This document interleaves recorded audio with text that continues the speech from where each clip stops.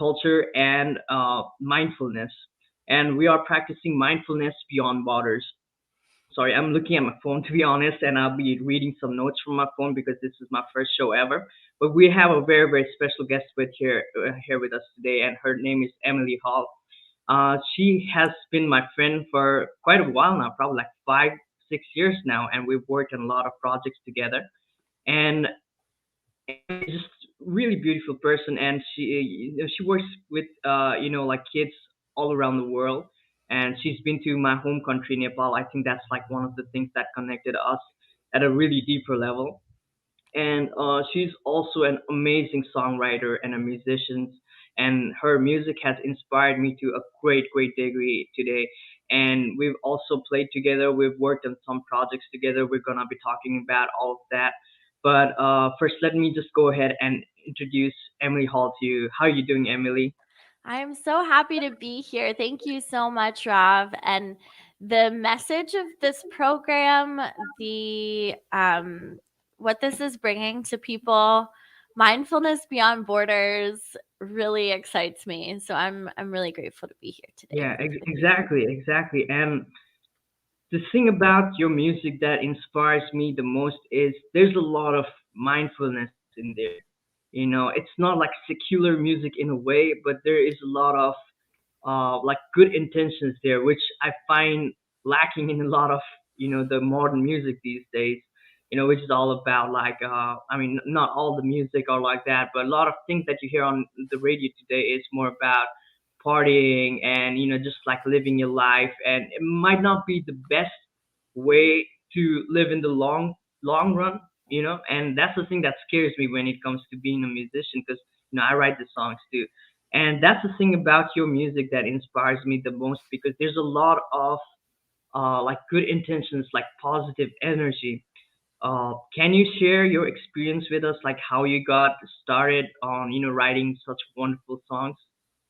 I'd love to. So I first started writing songs when I was 14 years old. I was in a very dark place in my life, and um, oh, here comes my cat. Hi everyone. This Oh, is Bodhi, my cat. oh, Bodhi, how you doing? So he's here for the story too. Um, I was in a very dark place in my life. My grandmother, who was a survivor of Auschwitz, a genocide survivor, was in a retirement home, and I was going to visit her with my mother. And on the way back, there was this yard sale we stopped at, and there was a guitar there that we got for $5. And I was just processing a lot about what does it mean to be in this world right now. Didn't feel secure or safe in my body, didn't really feel connected to people, and just really needed a process to find myself, to be with myself, to remind myself of the the ways we can connect to spirit, the ways that we can connect to source within ourselves, and also see that in others.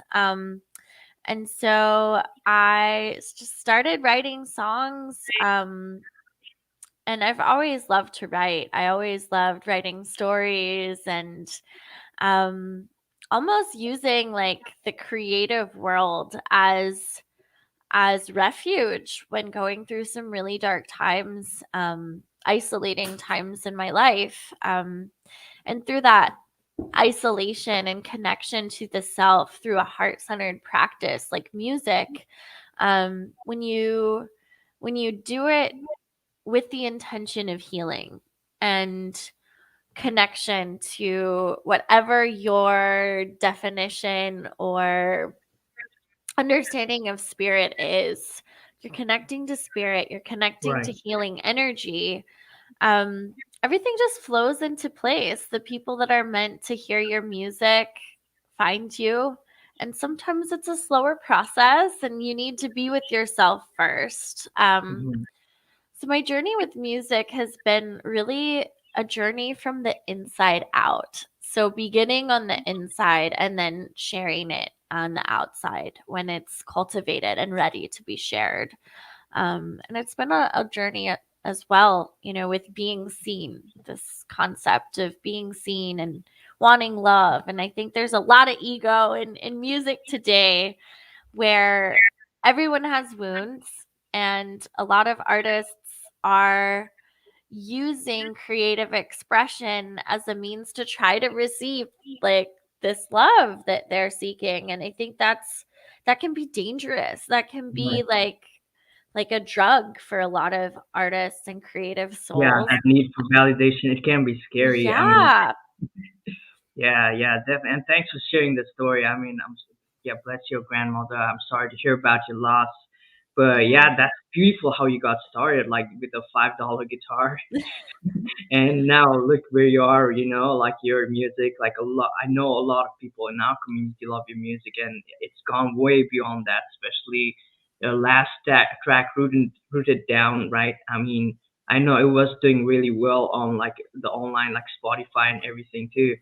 And it's great. It's great, like when you're coming from this place of hurt, but you're trying to solve that problem through more like positive intentions.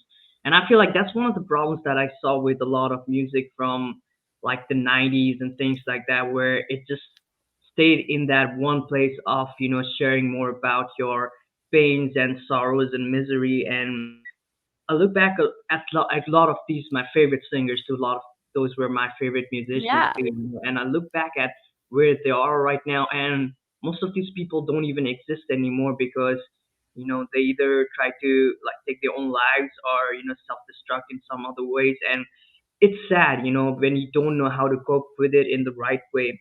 And that's why I feel like I really admire your music. Mm. It's almost like you're transmuting those like sorrows and the sadness and the griefs in life into something that's positive, and it's gonna be even more helpful for you in the long run, right? And me personally, I'm a mindset coach, and I always tell people that you always have to use positive affirmations with yourself. You have to use positive language with yourself as much as you can, because once you start repeating these stories that are more in the negative side, it's going to start taking control on you, and that starts to become your identity, right?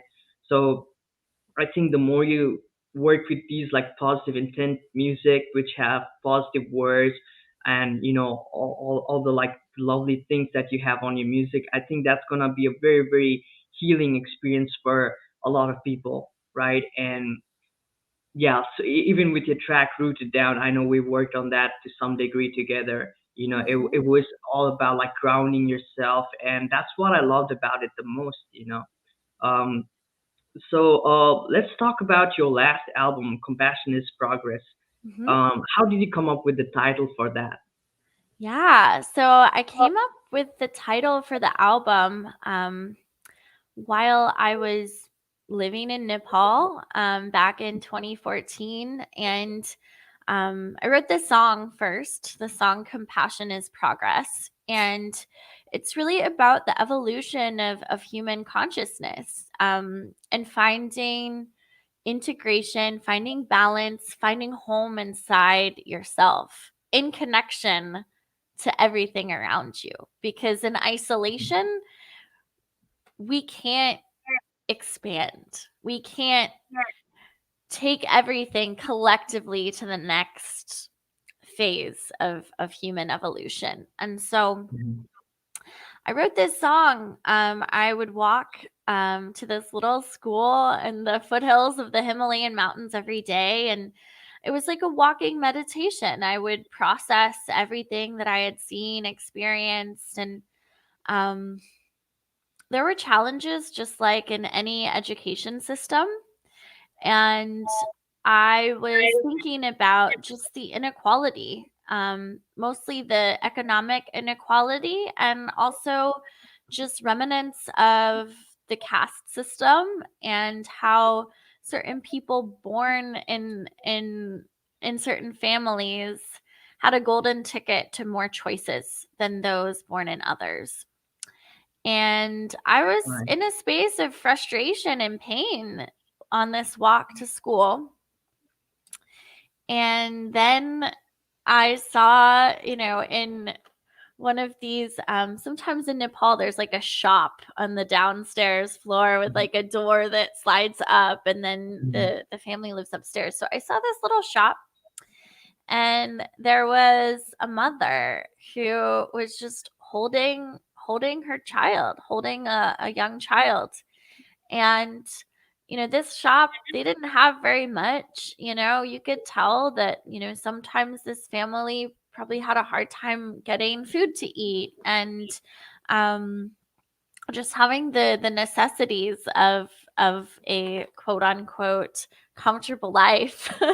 Mhm. But it was the way that the child was looking up at the mother with this really fierce love in her eyes, that I was just like, wow, that image, like I can still go back to that image and like just feel like my heart expanding with just Mhm.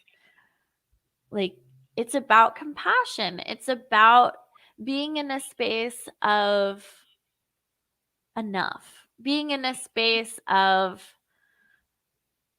I love all of this. I'm grateful for everything here, for the opportunity to expand and the opportunity to give and receive. And so I realized that like without compassion, we're never going to get to a space where we can forgive, where we can move forward, where we can move past our traumas and wounds in the past. It begins with compassion in our own selves. And if Mhm. we don't have that compassion in our own selves, compassion for the things inside ourselves that we have tried to push away, we've tried to deny, we've tried to fight, we've tried to just ignore. If we can't find compassion in ourselves for those things, to show up for those parts of ourselves that feel lost and abandoned or ashamed or guilty, like how are we going to ever give that to someone else? How are we ever going to move forward as a collective? And so that's really where the idea and concept of compassion is progress came from, as a journey, as I said previously, from the inside out, that it Mhm. starts inside and expands, and then like there's a collective blossoming that really begins in the heart space. Right. Yeah, that's lovely to hear. That's lovely to hear. I mean, if you guys don't know, I'm from Nepal personally, and what Emily is saying, I although I can't relate to it personally because like like talking about caste system, I guess my caste was kind of in the higher hierarchy. I've seen a lot of those people who are just stuck in the lower caste system and they don't have as many opportunities like a lot of the higher caste people do. And sometimes you just spawn into a family who are maybe well to do compared to the other families who live in the rural areas, and it's just a way of life.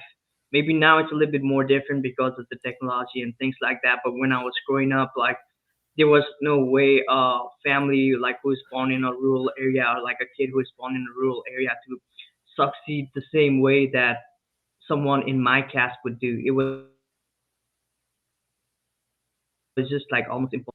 Yeah, I can definitely, I could act when you're saying this, I could actually just imagine that in my mind, and that's so lovely to hear, Emily. That's amazing.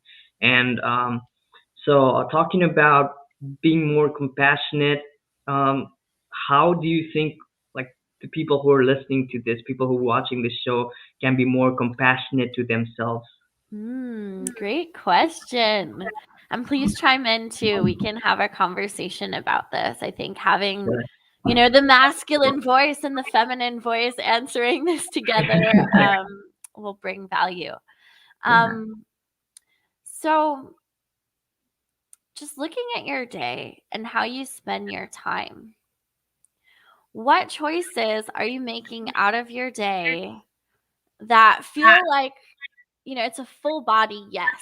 Like it's a yes, this is nourishing me. This is what my body, soul, mind, and spirit are calling in. And it's a yes. It's a I can't wait to go Mhm. to this play. I can't wait to take a hot bath and just be with myself. I can't wait to start my day journaling 3 pages of stream of conscious, writing just to unblock Mhm. my creative expression, or to Mhm. cook this nourishing meal with healthy food that's going to set my body up to feel the best that it can. There are choices every moment that we can make to love ourselves Right. really deeply, really powerfully. And so, I guess my question and my challenge to those listening are, how can you fall in love with yourself 1,000 times or more every day through each choice that you make, and really do things for yourself that you're excited about, that make you feel like, yes, I am so excited to be Rav today. Like, this day is going to be great. This moment is incredible. So it's really a Mhm. moment by moment practice. And um in our modern society, we think a lot in the future, which can bring anxiety, stress, like, am I going to make this goal? Am I going to ever get the house, ever get the spouse, ever get the promotion, the car, etc.? Um, that brings us out of a space of enough. It brings us out of a Mhm. space of abundance when we're concerned about what's going to happen later in the future. And so, really just focusing on the gifts in the present moment, making each moment be enough. Because if the present moment is not enough, you're never going to have enough in the future. All the things that you are capable of feeling live inside you right now. So it's time to, Mhm. like, activate all of those things with the Right. choices that you make every day. Yes. So love Absolutely. yourself. Yeah. Yeah. Exactly. Exactly. And I think time, the future, and the past, it's more like a concept, right? Everything is more like mental imagery and things like that happening. But the only thing that's happening is here and now. Yeah. And I often tell people to observe yourself in the present moment and just see that if you are not actually thinking about the past or present or any other concepts of yourself, and just being comfortable in your own skin, and that could look different things to different people, right? Like, how do you feel comfortable just at the moment? Just try to relax and do things like that. I think that solves a lot of problem too. And I think it's just accepting the here and now that's more challenging to a lot of people. There's a lot of thoughts running and in your mind about like how to do certain things in the future, or maybe something that went wrong in the past now, like I wish I would have changed it. Like, it's more like regret happening there. So if there's a way you can just like focus on the here and now and just be more comfortable as you are right now, I think that solves a lot of problem, right? And I think that's where that sense of compassion for others comes into play too. Because once you are able to be fully satisfied with yourself in this moment, I think it's more easier for you to make rational decisions, which are actually, helping out others like in the long run too. And I think that that's a great way to look at that, honestly. Yeah, yeah, I really love what you said about that too. Thank you. Yeah, it actually brings my mind back to the song that you just released and we collaborated on, um Sedona. And All right. yeah, Yeah. I really wanted to talk a little bit about that song because it brought so much healing, so much healing working on that with you. And Yeah. I think It that is. mhm. Yeah. So, Sedona, I actually went to Sedona last year. It was probably exactly a year ago. It was around this time in November. And when I went there, I was kind of going through this phase, which was almost like you could call it a dark night of the soul. Bless you. Like I was not really in the best of my mental health. I was having a lot of like anxiety and depression issues, and I was just lost. I was lost in a lot of different ways, and I went to Sedona for a spiritual retreat, and I signed up for this program with a place called the Spirit Quest, and I was there for about a week. And they offered this program where they take you on land journeys, and because Sedona is like such a beautiful landscape, And when you go out, like they're like talking to you, they're trying to give you a therapy, almost sort of a therapy. It's more like spiritual therapy, but they're kind of doing that as you walk. So it's gonna kind of like a walking meditation of the sort. And as I was doing that, like everything that I was unsatisfied with my own life, it started to become really clear for me. And I realized that I don't really need to be anywhere else, like, because every time I realized that a lot of things that I did, including music, it was just trying to be escaping the present moment to be somewhere else, because like it was just this inability to deal with the current moment, and just to do something else, right? That's why, like, I think a lot of people do like drinking and smoking and things like that too, and I used to do that a lot too. So like when I came out of those habits, like drinking, smoking, it was like I didn't know how to deal with the present moment, but it was very hard for me. And when I went to Sedona, it just became more clear to me that it was just me trying to run away from myself. It was just me trying to disassociate with myself in a lot of different ways. And that's how that song came about. And when I went to Sedona, it just reminded me to like be okay with wherever I'm at. And that's why, like, I think I wrote that line, like, it's reminding me to make my way back home. But home just means like wherever you are, to be honest. Like where you can be anywhere and feel comfortable with that place. And it could be your home rather than just trying to get to somewhere, like wherever your next destination is, whether that be in like in physical location, or your like the expectation you have for the future. So yeah, that's like how the song came about for me, and it was a great experience for me writing that song out. Yeah. Yes, so much power in that song. So much power, and just finding yourself internally and letting go of that external need for validation, that need to be seen, and just allowing yourself to come home to yourself, which I think is so beautiful and so needed. And um, yeah, like, Yeah. yeah, Yeah, I think that's one of the things that affects a lot of people too, that need to seek validation from the outside world. And I hear that a lot in your music too. Like there's yeah. usually a message of trying to be comfortable with yourself. And so do you have any suggestions on how to get rid of that? Well, I guess how to be comfortable with yourself and let go of that need to be seen or heard, or that need for validation. Yeah. So there's some shadow work involved. There's some work really looking at,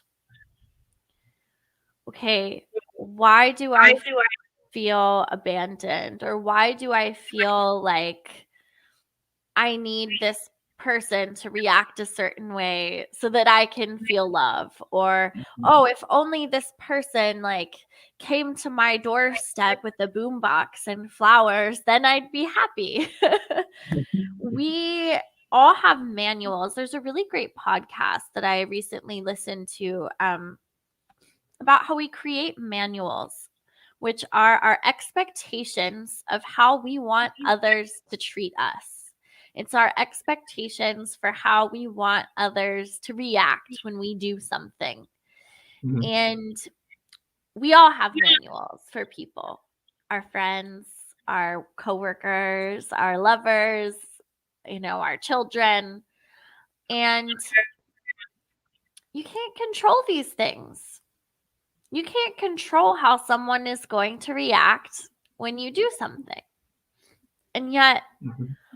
we spend so much time and energy attaching to ideals that others are never going to achieve, because they might not even know that we have these expectations of them. Mhm. And so it's a shedding and really looking at, okay, well, what's in my manual? What am I expecting others to do to make me feel loved, to make me feel safe, to make me feel beautiful, to make me feel abundant.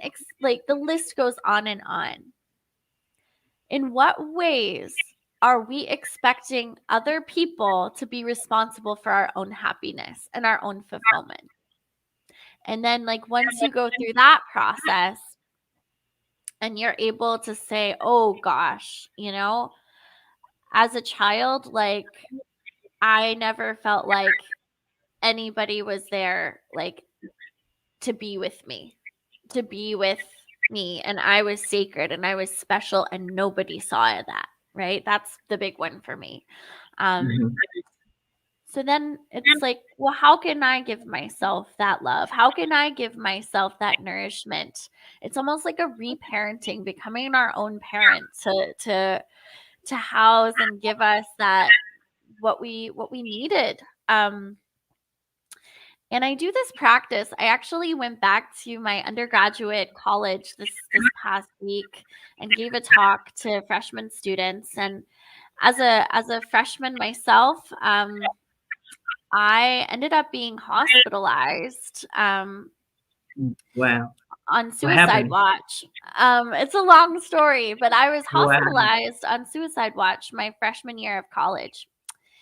And I remember like laying in this bed in the hospital and like feeling this presence of like, you're going to go back and you're going to make it through this and you're going to really grow from this. And this is the last time you're going to feel this way. This is the last time you're not going to want to be in your body. This is the last time you're going to give your power away and say, you know what, I'm not strong enough to be here. And I felt this energy. And this past Friday night, like with the full moon and everything, I went like physically to that hospital and just Wow. like in the car, just like I, put my hands up and I connected to myself like on that hospital bed and I just gave myself love.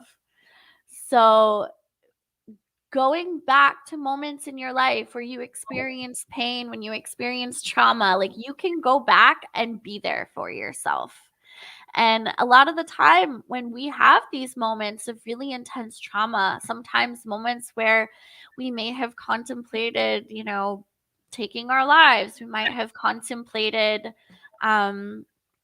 or gone through a near death experience, we sometimes feel this presence telling us, no, like you got more to do here. Like, come on back. Let's go back. Let's get stronger and let's really live. Let's really live now.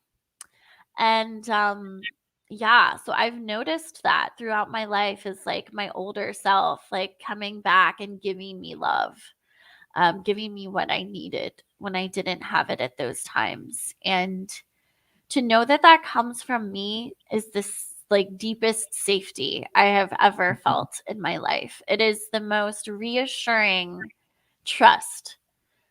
And when we trust ourselves, when we trust that we can be here for ourselves, like we can live with hearts that are open, but also still be that protector, still know that like if it's a no, you say no and it's okay. And I'm here with you and I love you. And, just listen and trust your intuition too. So yeah, it's a lot in there, but Yeah. I That's definitely wonderful. suggest That's wonderful. finding a self-love practice. Yeah, yeah, definitely, definitely, and that actually resonates a lot to me too, because I went through a lot of trauma growing up and things like that too, and there are a lot of experiences that were almost like unbearable for me to like go through in the past. And I almost was stuck in this like victim mindset for a long time where I would blame, the parties involved in that situation or even myself for not being able to do anything. But I guess the way I was able to overcome those situations was to kind of do sort of like a revision in my mind, right? You go back to the past and like how would you want it to be rather than how it went, right? And once you Mm, start giving yourself love in those moments, in those bad situations, it just transforms you into something else, because at the end of the day, I think the most of the love that we're seeking from others is actually the love that we're depriving ourselves, Yeah, from ourselves. So absolutely. I think the more we're able to give ourselves more love in those kind of situations, even like, if you, for example, like I know, like, I personally have like BPD, and like that's borderline personality disorder. So if I don't hear from people that I would like to hear back from them, sometimes it does trigger me a lot, and it feels like it's like the end of the world for me. It's called like, like splitting too. But like it feels like the end of the world to me. Like I feel like they've abandoned me, or they never gonna talk to me, or something like that. So it's at those times when I feel like, it's the worst. At those times, I just imagine, like, myself giving myself love, but also how would I want the situation to be rather than how it is right now, right? So I started doing this like reverse visualization of, for example, if something doesn't go my way and if there's like other parties involved, So I like, let's say if I'm texting to my mom, it's just an example, she doesn't ignore me or anything like that. But let's say my mom is ignoring me or whatever, right? And I feel very triggered. Instead of me trying to repeat that pattern and saying like, okay, my mom, like she's such a, like, bad person or whatever. If I just imagine that, oh yeah, she treated me exactly the way I wanted her to be, and she even like texts me like in my mind, but she texts me back in like in my mind, like exactly the words that I want to hear, like exactly getting the kind of love that I want to get back from her. That really calms me down, and actually I realized that if I do those kind of like imagining or visualization in my mind, that actually heals a lot of the relationships that I have in my life. Like, so like even with my mom, like for example, in that example, it's gonna heal my relationship with my mom rather than me being reactive to any other advances that she may have towards me in the future. I'll be more like, oh yeah, this is my mom. She loves me, of course. And like even if she didn't respond to me the last time, it's gonna be almost like that never happened. We're always Yeah. like, close together and things like that. But yeah, I think that's a great way to do it.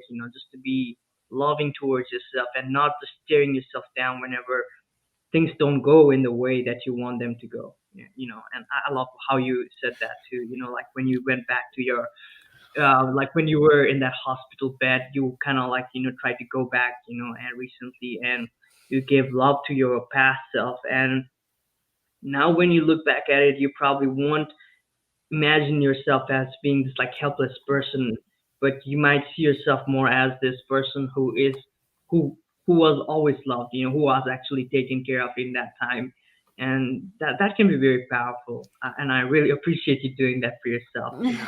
Thank you. And I think that's where a lot of the music comes from too. Like I've had sometimes I'll sit down and I'll write a song and it'll just like come out and it'll be something that doesn't like resonate with anything I'm experiencing at that point in my life. I'm just like, why the heck am I writing a song about like you know, finding Yeah. divine love right now? And like Mhm. I'm like, what? And then I realized like, oh, sometimes like yourself, in the future like sends you messages, sends you little signs of, hey, it's time to like bring this into your vibrational field. It's time to become magnetic to this. It's time to allow that self magnetism of your heart to repel anything that is not in your highest good, not in your highest service. Because if it's not in your highest good and your highest service, it's not in the highest good and service to all beings. And that's the Right. vibration where we can evolve as a collective, is when we really magnetize ourselves, magnetize our hearts, magnetize every cell in our body to be in service of our highest good and the highest good for all beings. And I mean that takes a lot of it takes a lot of boundaries. It takes a lot of connection to your intuitive compass, and just understanding how does yes feel in your body, how does no feel in your body, And instead of like having this fear around saying no to others when we know it's something we don't want to do, understanding that no is a yes to something that we do want to do. And I personally know that I don't want to invest my time, my energy, my vitality with people that aren't a heck yes to spending time and sharing in authentic connection with me. Mm-hmm. And even if you were to pull that yes out of someone, but on the internal space, like they're a no, like that's a misalignment. We all have work to do. We all have growth to evolve into.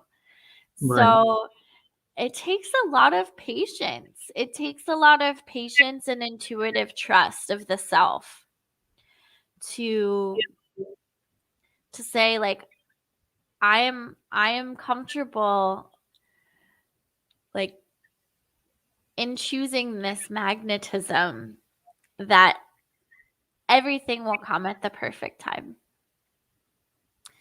That there's no wrong time for when we're like in our journeys more on our own, or when we call in friends, we call in, divine partners, we call in teachers who really are catalysts for expanding this growth and being mirrors to take us collectively to higher vibrations together, which is what our planet and our world are desperately needing right now, so that we can truly evolve.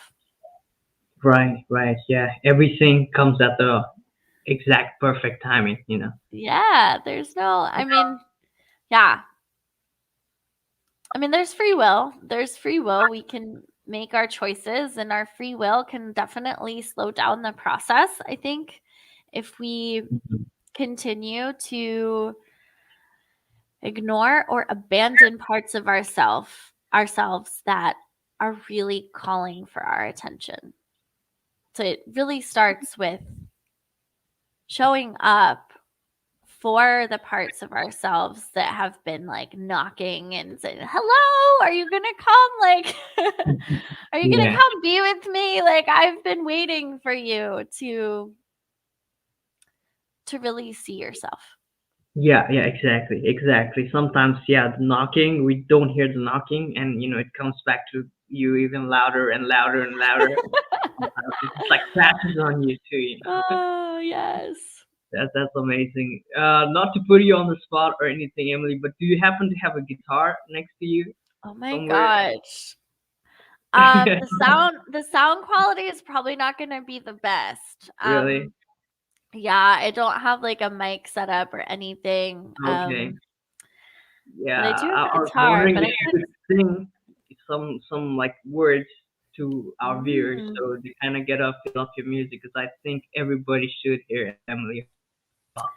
Everybody well, needs to actually experience you. aw. Well, thank you so much. Well, if you're watching and you want to check out my music, go to my website. It's songsbyemilyhall.com. So songsbyemilyhall.com. I'll put it in the chat right now. Um, so check that out. We can And put that in the link. Okay, there yeah, you and you can check out my music there. I've got a couple concerts and things coming up soon. So I'm going to update my events page, and I'd love to connect with you.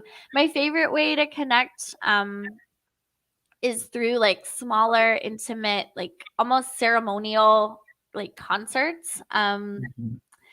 And so I'm really calling that in and looking forward to having these small, intimate, no more than 18, 20 people together, going on like a journey together through song, which takes you into like a deep meditation and a meeting of the self. It's amazing, amazing. Yeah, you should definitely watch Emily Hall and in the smaller circle settings, I think you'll be able to experience her music in the fullest form. And yeah, that's amazing. Do you have any shows coming up, Emily? Yeah, so I'm gonna be at Glow House, which is a group house in Columbia Heights in DC. So I'm gonna have a small concert there on Friday, the 3rd of December. So that's coming up in about a week. Oh my gosh, I need to get all that information out.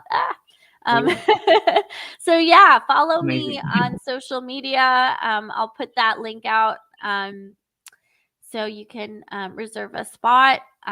It's going to be like no more than 20 people. So spots usually fill up pretty fast. But yeah, I'm looking forward to that. And it's going to be just like a small, intimate house concert focused on healing. Um, and then I'm going to be doing like more of a kirtan type thing on the 2nd of January, right before I go to Israel the next day. Wow. Yeah, and then there'll probably be a couple, sporadic things here and there.